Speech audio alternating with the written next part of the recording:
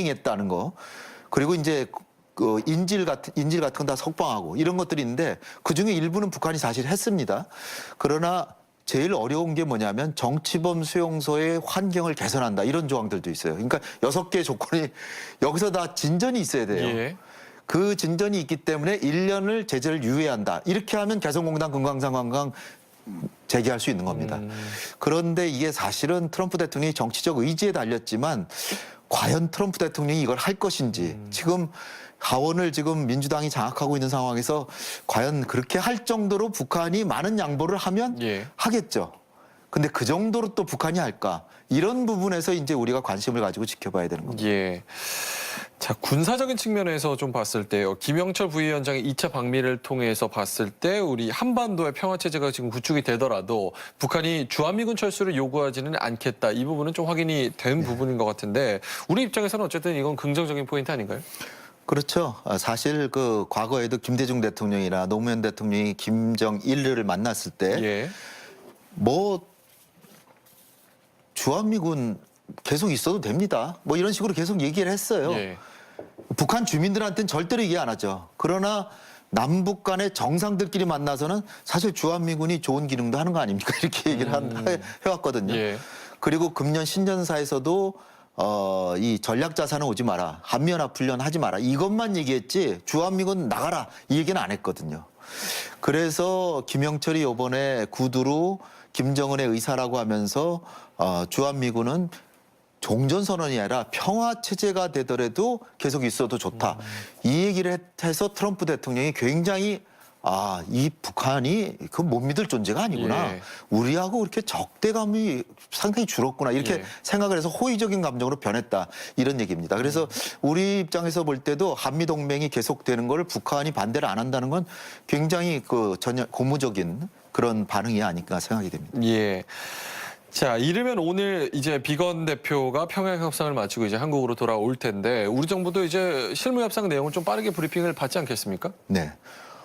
이게 참 다행인 게 작년에 6월 정상회담만 하더라도 트럼프 대통령이 정상회담 마치고 나서 기자회견에서 그냥 불시에 이 괌에서 전폭기가 날라와서 훈련하고 가고 이거 어리석다. 한국이 돈도 안 낸다. 막 이러면서 그 한미연합 훈련은 대규모 훈련 안 하겠다. 유예하겠다. 예, 예. 이렇게 선언해 버렸어요. 예. 근데 이게 한국하고 별로 상의를 안 했다는 얘기죠. 그러니까 트럼프 대통령이 자기가 그냥 막 이렇게 할 수도 있는데 요번에는 스티브 비건이 서울에 와서 이도훈 한반도 평화교섭본부장도 만나고 정의용 안보실장도 만나고 충분히 우리하고 협의를 하고 우리의 안을 가지고 북한을 갔습니다. 그리고 돌아와서도 바로 미국 가는 게 아니라 서울에 와서 브리핑까지 할 가능성이 지금 크기 때문에 그러면 이제 또 우리하고 또 정보가 공유되는 거죠. 이렇게 우리를 상당히 이제 존중하는 모습을 보이는 것은 한미동맹의 상당히 좀 좋은 징조다. 그리고 우리의 국익이 반영될 수 있는 기회가 늘었다는 측면에서 환영할 만한 일이라고 봅니다. 예.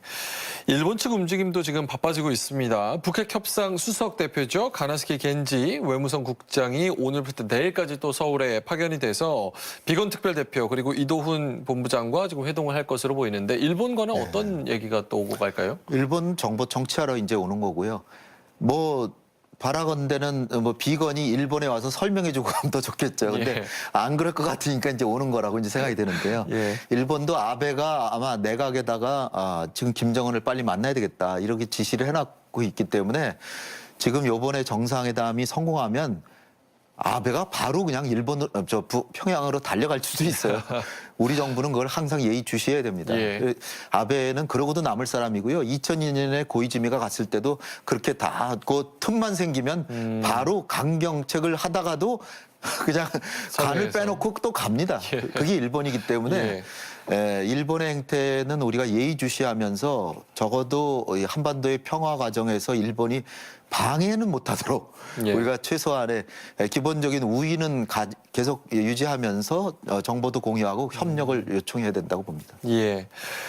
자, 2차 북미 정상회담 전망에 대해서 조금 더 이야기 나눠보도록 하겠습니다. 1차는 당일치기였잖아요. 이번 회담은 이제 정상회담 기간은 1박 2일이에요. 뭐 이렇게 차이점이 있는 만큼 좀 기대해 볼 만한 면도 있지 않겠습니까? 요번엔 뭐 스킨십도 하고 그다음에 이제 또 아마 관심이 대상인 게 김정은이 리설주하고 같이 갈 것이냐. 예. 그러면 이제 영부인들끼리 만남 그런 것도 있을 수 있고요. 1박 2일이니까 만찬도 같이 하고 아무래도 이제 상징적으로 북미 간의 관계가 진짜로 데탕트가 됐구나 하는 것을 이제 보여줄 수 있다라고 보여지고요. 또 하나는 사전에 준비가 철저하지 않을 가능성이 있기 때문에 반드시 이번에는 구체적인 성과를 내겠다 그래서 첫날 회담이 잘 안 되면 그 다음 날도 해서 뭔가 성과를 내겠다 이런 예. 각오라고 생각이 돼서 별로 나쁜 징조가 아니다. 한반도의 평화 프로세스란 측면에서는 북미 간의 관계가 가장 치열하게 이제 대립선을 세워왔고 남북 간에도 그래왔지만 이번에 작년에 정상회담 3번 하면서 다 풀렸기 때문에 북미 간의 관계가 이렇게 접근한다고 하는 거는 적어도 한반도의 평화가 계속된다는 것을 보장하는 것이라는 측면에서 굉장히 좋은 것이다 이렇게 봅니다. 예. 자, 실무협상팀의 얼굴이 1차 때와 좀 바뀐 점도 눈에 띄는데요. 이 실질적인 성과를 내기 위해서 좀 실용적인 전략으로 바꿨다. 이렇게 어떻게 해석을 해야 될까요? 네, 김혁철은 이제 국무위원회 소속으로 돼 있어요. 본래는 이제 아버지가 외교관 대사인 그 외교관 집안에서 태어나서 예. 일종의 금수저 집에서 태어나서 그리고 외무성에서 전략통으로 보통 북한은 우리나라 1950년대, 60년대처럼 외교관이 되면 전부 해외에 나가고 싶어 합니다. 예. 해외, 외국이 좋으니까. 그런데 자기 아버지가 외교관이기 때문에 부자가 다 외국에 내보내면 도망갈 수 있어요. 예. 그러니까 전략통으로 이제 컸어. 전략가이고 스티브 비건은 백악관에서 오래 있으면서 역시 전략 이런 것도 하고 대통령 후보자 비서관도 하고 그리고 NSC 미국의 안보실에도 있었고 그리고 이제 놀랍게도 포드 자동차 부회장도 해서 협상력과 전략을 다 갖춘 사람이다. 오직 그러면은 트럼프 대통령이 믿고 미국하고 소통도 안 되는데 2박 3일이나 혼자 중대한 임무를 맡겨서 예, 보냈겠느냐. 그러니까 굉장한 위임을 받았다. 그런 측면에서 보면 비건이 상당한 능력가라는 소문들이 있어요. 그래서 요번에는 김정은과 트럼프의 신임을 받는 두 사람이 실무 협상을 하기 때문에 예. 뭔가 구체적인 진전이 있을 가능성이 꽤 있다. 이렇게 기대를 해봅니다. 예.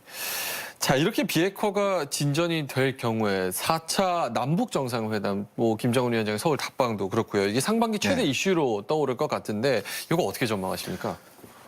요번 2월 말에 북미 정상회담이 좀 성공적으로 진행이 돼서 특히 제일 우리의 관점은 미국의 대북 제재가 뭐 해제할 수는 없고요. 예.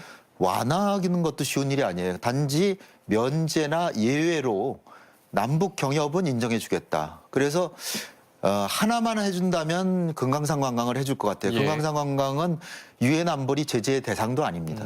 근데 개성공단은 여러 가지 문제가 있어요. 이를테면은 북한의 섬유 수출을 못하게 돼 있어요. 예. 근데 개성공단에 우리 섬유 산업이 많잖아요. 그 수출도 해야 되는데 그걸 한국으로 가져오는 것도 문제가 될 수 있어요. 그리고 시설을 뭐 보수한다든지 그런 장비들 들어가는 것도 문제고 그다음에 급료 5만 명 이상의 북한 노동자들 급료를 줘야 되잖아요. 예. 그게 큰 돈이 되니까 그런 부분에서 개성공단이 지금 좀 어려워 보이긴 하는데 그러나 트럼프 대통령의 정치적 의지만 있으면 금강산 관광과 함께 개성공단도 재개될 수도 있습니다. 그래서 이게 재개만 되면 재개할 수 있는 길이 열리면 김정은 위원장은 아마 3월 초나 중순에 서울에 올 수 있을 것 예. 같아요. 성과가 좀 북미 정상회담 성과가 좋으면 3월 중순 이내에 올 수도 있다. 그러나 성과가 안 좋으면 예. 좀 더 이제 그 준비를 더 하고 아니면 좀 더 늦출 가능성을 우리가 내다봐야 되는데 따라서 우리 정부도 북미 정상회담의 성공이 남북 관계를 돌이킬 수 없을 정도로 정말 평화를 넘어서서 상호 호혜적인 협력으로 갈 수 있도록 하려면 북미 정상회담이 성공해야 된다. 그래서 측면에서 적극 지원하고 있는 그런 상황입니다. 예. 자, 말씀하신 역사적인 두 번째 북미 정상회담 이제 19일 앞두고 있습니다. 우리 정부의 과제 마무리 말씀을 좀 부탁드립니다. 과제는 결국은 우리가 잘했기 때문에 비건도 서울에 와서 우리 의견을 충분히 청취하고 하고 또 와서도 우리한테 브리핑을 해주고 하는데 계속 남은 기간에도 김정은 위원장에게 이번에 구체적인 성과를 내서 미국의 대북 제재가 조금이라도 완화되거나 그 면제 조치가 돼서 예. 개성공단과 금강산을 하고 그리고 그거 외에도 엄청나게 많은 협력 사업들이 있잖아요. 그 돈 많이 들어가는 철도 사업도 있고 철도 연결 사업, 그다음에 가스관 연결이라든지 북한이 정말 뭐 IT 협력 이런 것도 다 하려고 그러는데 이게 되려면 북한이 구체적인 비핵화의 성과를 내야 된다라고 북한한테는 계속 여러 가지 경로를 통해서 설득을 해야 되고 미국한테도 상응 조치가 없이는 북한이 하는 존재가 아니다. 따라서 상응 조치를 해서라도 비핵화라는 게 우리의 이익 아니냐 이렇게 계속 설득을 해야 될 것 같습니다. 예, 알겠습니다. 지금까지 홍현익 세종연구소 외교안보전략 연구실장과 함께 이야기 나눠봤습니다. 오늘 말씀 고맙습니다. 감사합니다.